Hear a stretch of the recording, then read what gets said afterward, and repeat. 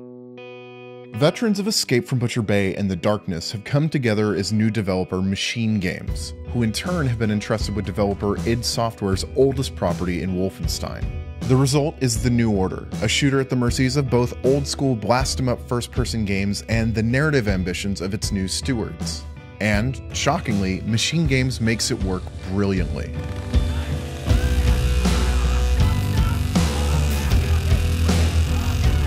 Wolfenstein: The New Order is a more or less direct sequel to 2009's Wolfenstein. The world and its history is different. The Nazis have found ancient technology that have allowed them to tilt the war in their favor. The New Order starts in 1946, as series mainstay BJ Blazkowicz leads a last-ditch mission to kill Death's Head, the lead scientist and strategist of the Reich's dark plans for the world. That plan fails. Blazkowicz is rendered a comatose John Doe for more than a decade. When he finally regains consciousness, his world is a waking nightmare. The war is over.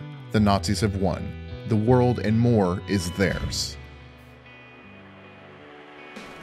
With Wolfenstein: The New Order, Machine Games has created this wonderfully realized kind of retro sci-fi world, full of 60 CRT screens and hyper-advanced artificial intelligences and smart weapons.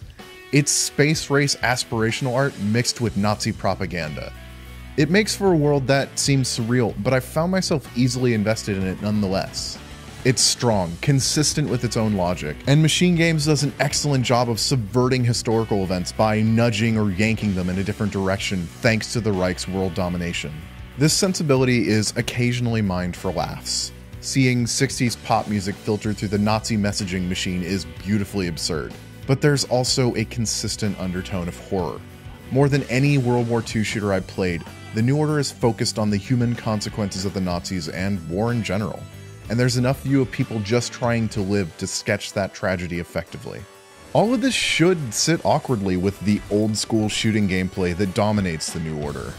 Its level design is predicated around lots of guns, all the time, with almost no regenerating health system to speak of. Blazkowicz carries an arsenal, and figuring out which weapons to use at which time is a big part of Wolfenstein's puzzle.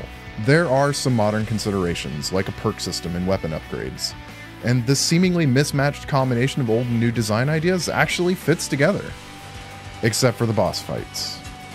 Where I enjoyed the combat flexibility The New Order presented me elsewhere, its larger event battles are mostly trial and error collections of death, followed by another try, and were easily my primary source of frustration in the game. But The New Order is held together, even propelled beyond the basic sum of its levels and mechanics, by its characters. There are multiple complicated relationships at play, and these aren't standard hoorah cheerleaders. There's a real sense of pain and loss, confusion and struggle that's depicted by the resistance that Blazkowicz becomes involved in. And despite some corny ideas here and there and some laugh-out-loud moments, I found myself emotionally invested in the people there.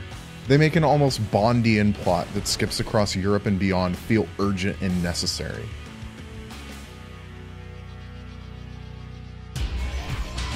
Wolfenstein has been the most consistently reinvented of id's games, but it's also been the most consistently successful in those reinventions.